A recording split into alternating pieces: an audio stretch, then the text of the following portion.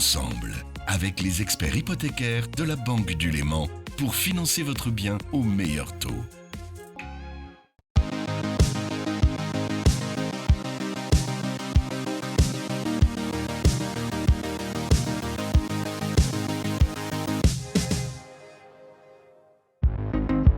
Bonjour à toutes et à tous. L'économie circulaire, c'est un concept qui vise à réduire notre production de biens. Il s'agit donc de recycler, réutiliser, construire au lieu de jeter et racheter. De nombreux projets grandissent dans le monde. Le Grand Genève n'y fait pas exception. Le premier forum franco-suisse sur la question avait lieu en septembre 2021. Dans cette émission, on s'intéresse donc à celles et ceux qui mènent ces projets au quotidien. On fera également un point sur notre grand chantier en cours dans le Grand Genève, cette fois les travaux de la route suisse entre Gentot et Bellevue. On finira cette émission dans les vignes au Savoyard à la cave Crépy-Mercier qui existe depuis 1890. Tout ça, c'est juste après l'actualité transfrontalière du mois.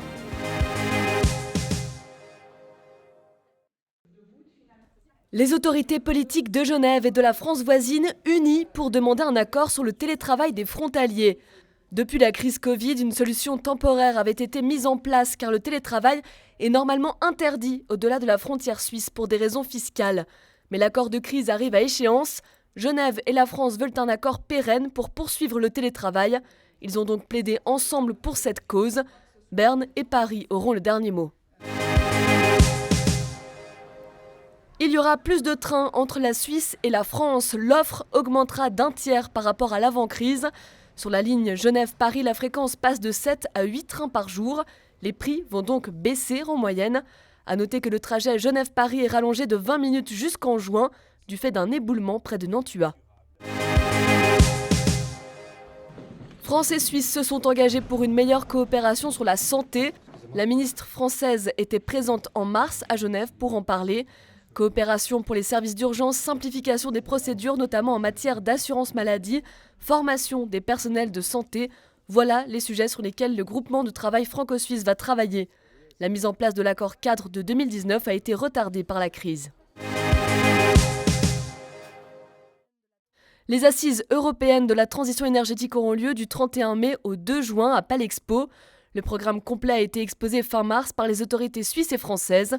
Collectivités, experts, scientifiques, 3500 congressistes seront présents. Alors bonjour Julien Ray. Bonjour. On se retrouve à la MACO, c'est un espace qui regroupe 6 associations. On est à Genève dans la zone industrielle des Charmilles. Ça a été créé il y a environ une année. On parle dans cette émission d'économie circulaire. Vous avez vraiment les mains dans le cambouis, si on peut dire.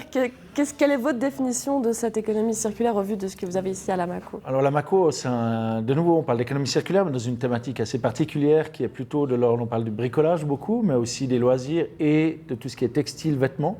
Voilà, donc la MACO aujourd'hui, les mains dans le cambouis, c'est pas nous qui avons les mains dans le cambouis, on propose aux gens de mettre les mains dans le cambouis dans le sens où je pense aujourd'hui la nécessité d'offrir des solutions ou en tout cas des propositions concrètes où les gens peuvent vraiment profiter de nouvelles initiatives qui leur proposent simplement de consommer différemment, de fabriquer eux-mêmes. Toutes les associations présentes à la MACO, elles avaient déjà des activités avant, donc elles avaient déjà leur clientèle ou leurs membres et ils ont suivi évidemment les associations et en plus aujourd'hui grâce au fait qu'on a un vrai bel outil de travail, un super bâtiment, on est tous réunis, on profite tous aussi évidemment de la présence des autres associations.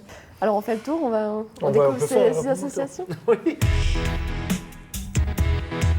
Alors ici, on se trouve à l'association Materium. C'est une association qui est active dans ce qu'on appelle le réemploi, c'est-à-dire qu'ils vont aller chercher des matériaux sur des chantiers, sur des espaces culturels, dans des expositions, puis ils vont les amener ici dans ce dépôt où il y aura aussi bien des tissus, du bois, du métal, et les gens, en fait, ils peuvent venir, aussi bien les privés que les entreprises peuvent venir ici, trouver tout ce qu'il faut pour bricoler et transformer ces matériaux dans de nouveaux bricolages.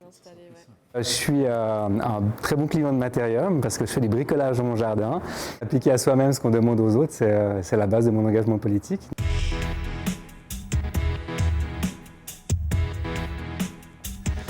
Alors ici, l'association La Manivelle, un projet qui est né d'une idée simple, c'est une bibliothèque d'objets et d'outils. C'est-à-dire qu'on devient membre, on paye une cotisation annuelle et on va trouver Tout ce qu'on n'utilise pas régulièrement. Moi, j'ai entendu dire qu'une perceuse, on utilise 2 minutes par année, en fait. On a un catalogue en ligne sur lequel est référencé plus de 3000 objets aujourd'hui que la manivelle propose.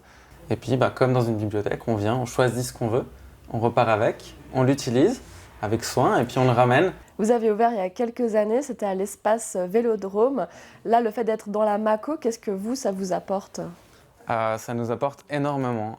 Nous, on est très très contents d'être là. Donc depuis 1 an, effectivement, déjà on est sorti de terre, parce qu'on était un peu en sous-sol dans les ateliers. Déjà ça, c'est vraiment quelque chose de génial. Et puis c'est surtout des synergies en fait. Rien que nos publics différents se côtoient. En fait, les gens qui venaient avant la manivelle n'allaient pas forcément au Fab Lab parce qu'il était à la gare, parce qu'ils ne connaissaient pas. Et là, c'est très simple, en 30 marches, on arrive là, on est à Matérium. Donc ce commun, il est vraiment très important. Alors ici, un lieu un peu qui ressemble à une friperie, sauf que la différence ici, on est sur du troc. C'est qu'il n'y a pas d'achat ou de vente. Une personne, elle peut venir déposer des habits. Elle aura un crédit de nombre d'habits, elle pourra retirer autant d'habits qu'elle en a déposé.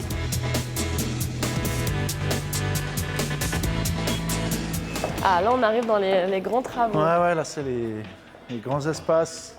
Bienvenue à la fabrique de la Mako. C'est un espace donc commun à 3 associations qui accueillent des gens qui ont envie de fabriquer, bricoler. Aussi avec des possibilités d'accompagnement et de formation. On va pouvoir aussi bien bricoler de manière traditionnelle avec du bois ou du métal, se former à la soudure par exemple, que aussi travailler avec des machines à commande numérique, donc à l'aide d'ordinateurs. Aussi un atelier vélo qui est présent. Et donc de nouveau, on invite les gens à venir bricoler, mais à bricoler avec des matériaux de réemploi et ensemble surtout. C'est ça qui est important, c'est d'avoir quelque chose de commun où les gens travaillent ensemble et ont plaisir de faire ensemble. Je suis en train de poncer une palette pour l'utiliser ensuite sur scène pour un spectacle en fait. On peut sécuriser les choses sans trop dépenser d'argent en fait, parce que tout est accessible à bas prix. Et puis dès que vous avez besoin d'un truc, vous vous confrontez avec les menuisiers, puis vous êtes quoi, donc c'est super. Quand on regarde cette Mako installée avenue de Châtelaine dans une zone industrielle, c'est pas vraiment un endroit passant. On n'est pas au cœur de la ville, on n'arrive pas à attraper les gens par hasard. Comment est-ce que ce lieu a été choisi ? Ce lieu, il a une pertinence d'être où il est parce qu'il est en bordure d'une zone artisanale et industrielle importante. C'est une des dernières zones artisanales de la ville de Genève.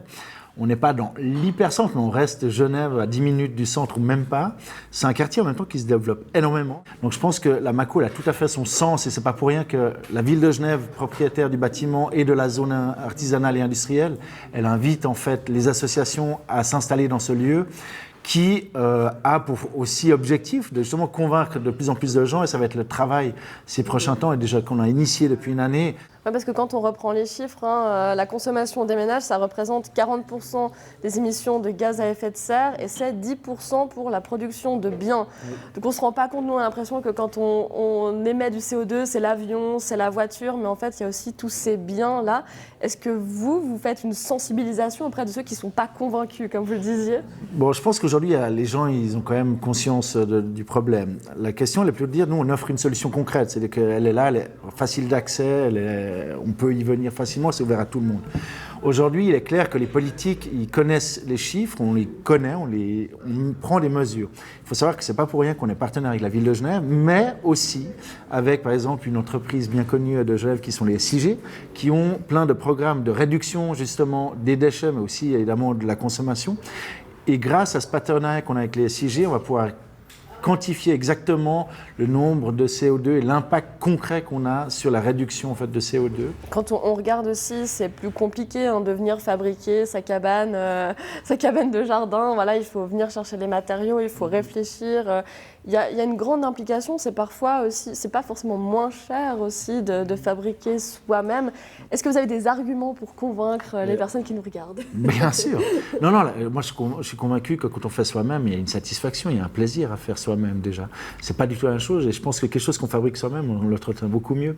C'est pas faire soi-même tout seul, c'est faire dans un lieu où on rencontre du monde Dans l'atelier qui est en haut, on voit très bien une personne qui commence à bricoler, elle est rapidement rejointe, elle discute avec les gens. Donc c'est aussi du lien social, on fait les choses et ensemble. Un aspect très concret quand même, comment ça marche? Il faut s'inscrire, on paye les matériaux au fur et à mesure, on paye... comment ça marche? Non, alors voilà, il faut imaginer, on est comme dans un grand centre commercial de la transition où chaque association est indépendante. C'est-à-dire qu'il y a des matériaux qu'on va acheter, qu'on va payer tels quels. Et après, il y a d'autres associations qui vendent des services. On va prendre des abonnements. Alors, ils ont des abonnements à l'année ou des abonnements au mois. C'est selon les besoins. La même chose avec les ateliers en haut, la fabrique, où là, on va plutôt payer donc, selon l'utilisation, le service qu'on demande, qui est des fois juste l'utilisation de l'espace, qui est équipé, qui est là pour accueillir les personnes qui ont envie de bricoler. Mais on va aussi payer des formations. Ils proposent des formations. On va pouvoir aussi payer un accompagnement. C'est-à-dire, il y aura toujours un accompagnement. C'est toujours surveillé. Mais ce que je veux dire, c'est qu'une personne qui aurait envie de se lancer dans un projet, mais qui n'a pas forcément les outils, les compétences pour le faire, elle va pouvoir être entourée, pouvoir être accompagnée dans son projet. Merci beaucoup, Julien Rey. Donc vous, c'est bien installé. Maintenant, on va se diriger à Thonon-les-Bains pour aller voir la remise, qui est un projet similaire à la Maco qui est en train de se monter.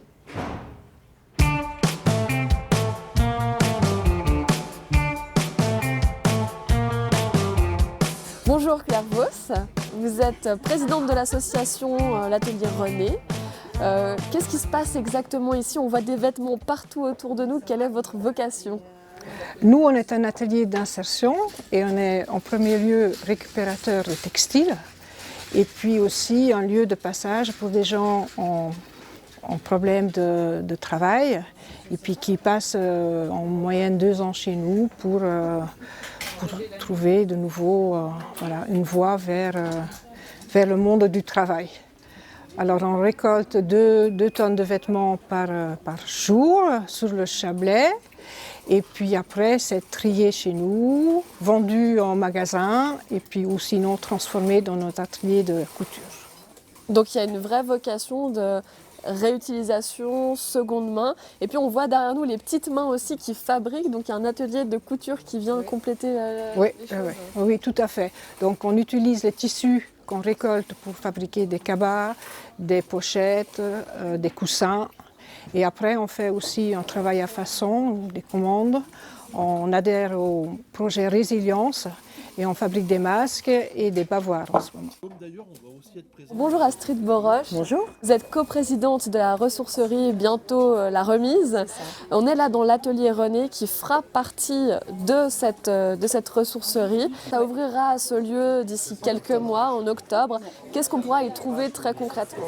Alors concrètement, le pôle ressourcerie est un lieu où on va ressourcer, recycler, upcycler, customiser, transformer. C'est-à-dire qu'on va amener par jour 1 tonne de déchets. On a 1500 mètres carrés qui seront traités sur 500 mètres carrés dans des ateliers techniques par 2 chantiers d'insertion, Chablais Insertion et l'atelier René. Et nous sommes à l'atelier René ici aujourd'hui. Dans 500 autres mètres carrés, c'est là où sera le public, nous avons un tiers-lieu. Dans ce tiers-lieu sera un espace de vie, café, bistrot, espace numérique. On va proposer des ateliers qui va les sensibiliser au faire soi-même, réparer soi-même. Surtout ne pas jeter. Trouver la solution bis. S'il n'y a pas de solution bis, eh ben, nous, on a dans le concept store de 500 mètres carrés, et c'est ça qui est innovant, nous serons la première boutique de upcycling, de ressourcerie en zone commerciale. Et pourquoi c'est important et pourquoi c'est du coup très innovant, c'est que nous défendons depuis toujours l'économie circulaire qui doit être dans des boutiques, dans des lieux au même titre que toute offre commerciale. Il faut que ce soit tendance et ça devient de plus en plus tendance aujourd'hui et c'est tant mieux parce qu'on défend ça depuis des décennies. Et puis on n'oublie pas aussi toutes les personnes en difficulté, puisqu'on aura quand même 30 salariés sur place à nous tous, 20 qui seront en insertion, et on va proposer une offre à bas coût.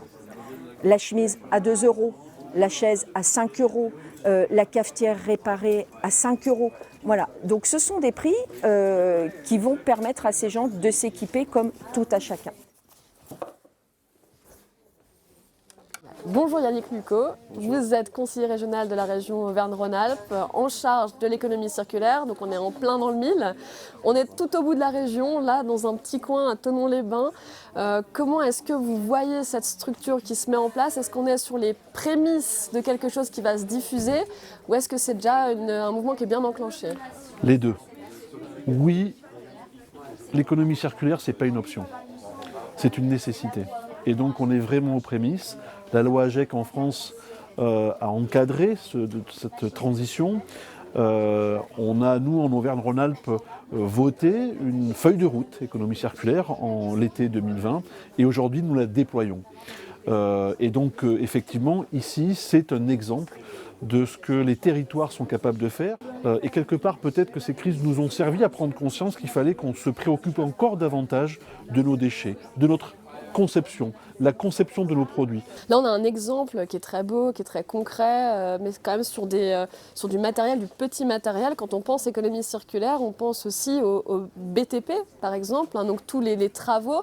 On voit que ça demande énormément de ressources de fabriquer ces grosses machines ou d'utiliser ces matières premières. Oui. Là-dessus aussi, il y a un énorme travail à faire. C'est plus compliqué que faire des ressourceries, peut-être. Vous ne croyez pas si bien dire. Nous avons des axes.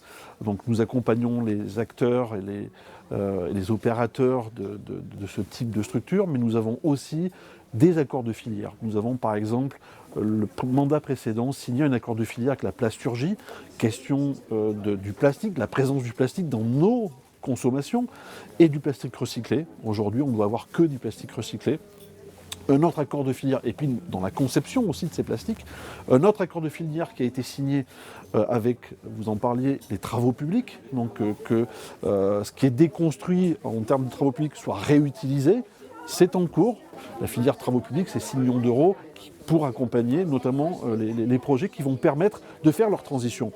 Et puis il y a d'autres idées, par exemple comme l'automobile, où il faut qu'on s'interroge sur les casses auto, sur le réemploi, sur le rétrofit. Aujourd'hui, tout le monde ne pourra pas s'acheter des voitures électriques. Il y aura peut-être besoin de déconstruire des automobiles ou de retirer des moteurs atmosphériques pour y mettre des moteurs électriques ou hydrogène. On va voir comment la science va pouvoir évoluer et les entreprises vont pouvoir évoluer dans leur conception. Et je crois que nous sommes très ambitieux, notamment sur la question des ressourceries et des recycleries. Nous allons multiplier par 2 le nombre de ressourceries et de recycleries dans notre région. En combien de temps ? Multiplié par 2. Avant la fin du mandat. Combien vous allez mettre la région Auvergne-Rhône-Alpes dans ce sujet-là? Vous dites 6 millions, c'est assez peu. Finalement. 6 millions, c'est sur une filière. Je ne vous parle pas des autres filières. En tout, on est sur des budgets l'année dernière par exemple, et on était au début de l'histoire. Hein, donc la nécessité par exemple que les collectivités consacrent minimum 20% de leur achat à l'économie circulaire, c'est nouveau. Enfin, il y a 5 ans, on n'en parlait pas. Donc il va falloir que ça prenne un peu de temps. Nous, et les montants sur alors les budgets, je vais vous les donner. Nous, sur les budgets qui étaient consacrés à l'économie circulaire sur le mandat précédent, sur une année, c'était 15 millions sur l'investissement et c'était 4 millions sur le fonctionnement. Donc, et on va aller crescendo. Vous ne pouvez pas aller plus vite que la machine. Vous devez accompagner les entreprises, accompagner les territoires pour que petit à petit, bien, les choses se mettent en place. Merci beaucoup Yannick Lucot. Est-ce que vous vous habillez en seconde main? Vous pourriez faire votre marché là? Je pourrais faire mon marché. Alors, mes chaussures sont de seconde main, mon costume ne l'est pas encore, mais oui, bien sûr, je vais pouvoir. Je crois qu'il faut, encore une fois, c'est une question de démocratisation. C'est-à-dire qu'il faut qu'on puisse trouver les produits de l'économie circulaire à portée de main. D'ailleurs, que ce soit sur le net, que ce soit dans une boutique, une belle boutique, très très belle boutique, et c'est comme ça qu'on réussira notre pari. Merci beaucoup. Merci à vous. Voilà pour notre grand thème consacré à l'économie circulaire. Comme chaque mois, on s'intéresse à un grand chantier en cours dans le Grand Genève, cette fois les travaux de la route suisse, plus précisément la route de Lausanne entre Bellevue et Genteau.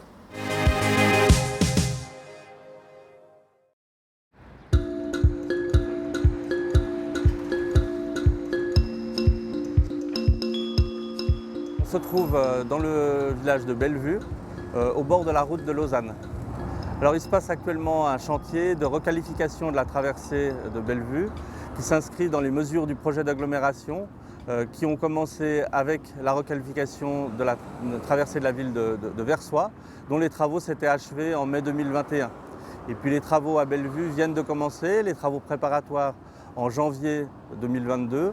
Et puis la première étape importante des travaux vient de commencer au mois de mars. Et elle s'étendra sur une durée d'environ 12 mois jusqu'au mois de mars de l'année prochaine, avant une seconde étape qui durera elle aussi 12 mois supplémentaires, avec une fin des travaux qui est prévue au mois de mars 2024.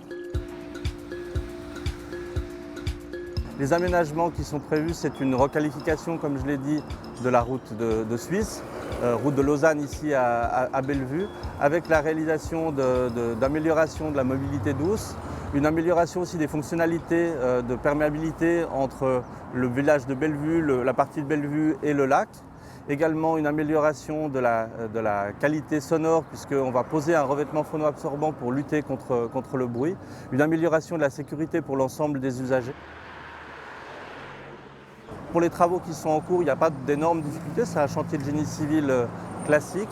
L'année prochaine, une des difficultés qui viendra, c'est évidemment la mise en sens unique de la route de Lausanne pour la deuxième étape des travaux.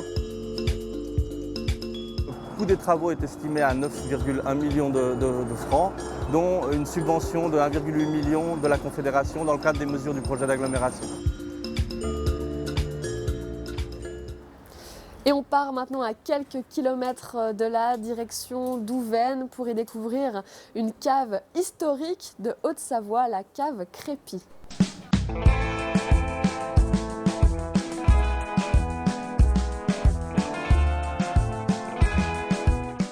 Bonjour Claude. Bonjour. On se trouve sur votre domaine. Vous êtes là depuis 1890, c'est ça? C'est une histoire de famille. Un petit peu avant, mon grand-père, donc Léon Mercier, qui a créé ce domaine. Il faut savoir qu'avant, il y avait quand même des religieux qui ont construit la première maison avec une cave en souterrain qui est à peu près à 7 mètres sous terre.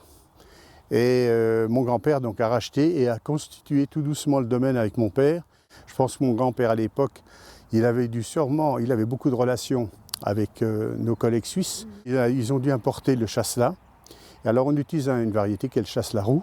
On produit donc le Crépy qui est à base de chasselas 100%. On est tout en appellation contrôlée. Alors appellation contrôlée Savoie cru Crépy, sachant que Crépy était une des plus vieilles appellations savoyardes avec la roussette, avec le Seyssel. Et donc Crépy a eu l'appellation en 1948, avril 48. Vous allez voir que des gros tonneaux. Des gros tonneaux, bah c'est encore mieux.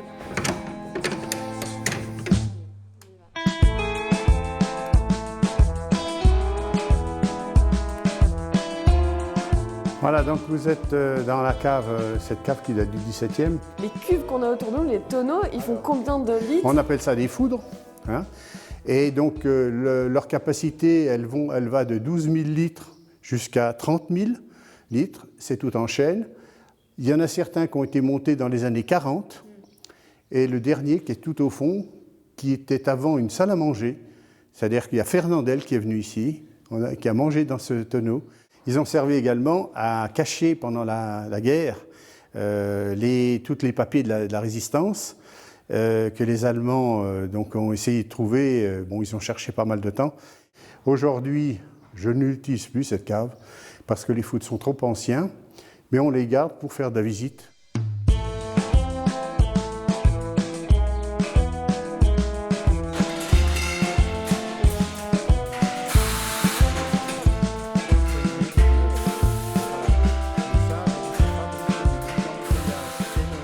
Quand même préciser, donc c'est là où c'est Crépy.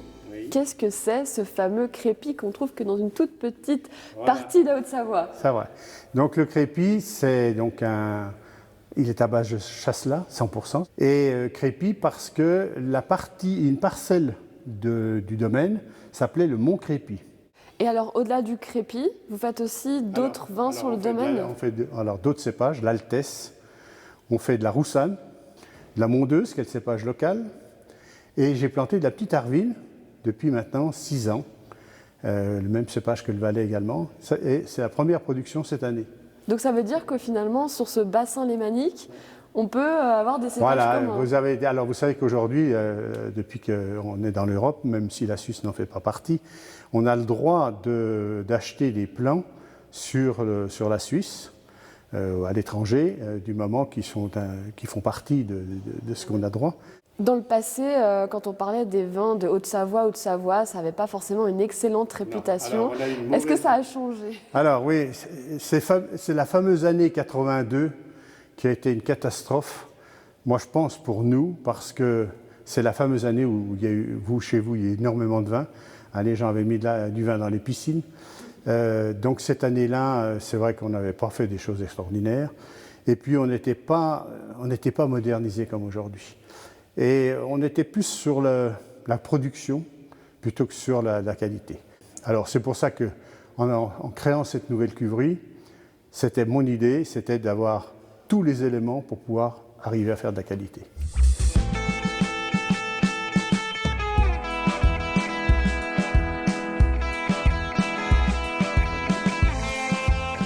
Nous voilà au magasin avec les vins, vos vins.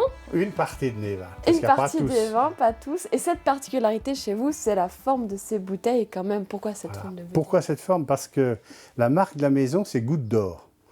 Et en 2001, je voulais une forme de la goutte. Alors je suis parti en Italie avec mon chef de culture et on a trouvé dans un showroom cette bouteille bleue. Voilà. Et en tout, pour vous, c'est combien de bouteilles vendues par année? On fait entre 250 et 300 000 bouteilles par an. Ce qui est beaucoup par rapport aux autres producteurs de la région? Ah bah oui. Donc c'est par rapport à la capacité de production du domaine. Il y a beaucoup moins de producteurs. On n'est plus que 2. Donc c'est vrai qu'aujourd'hui, la production de crépi, elle s'est réduite à une peau de chagrin.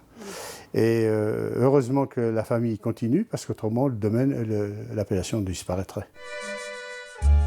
Ça, c'est donc le traditionnel. Vous pouvez le boire avec, en apéritif, avec un poisson, avec des filets de perche si vous voulez, avec des fromages. Voilà, donc ça, c'est la vieille vigne. Santé. Santé Claude, merci pour la visite, oui. Merci pour la découverte du crépi.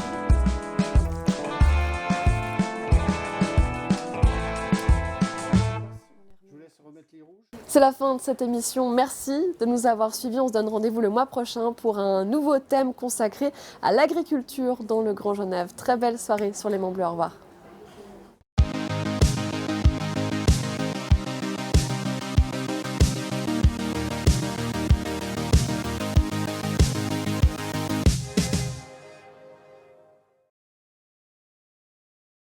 Ensemble, avec les experts hypothécaires de la Banque du Léman, pour financer votre bien au meilleur taux.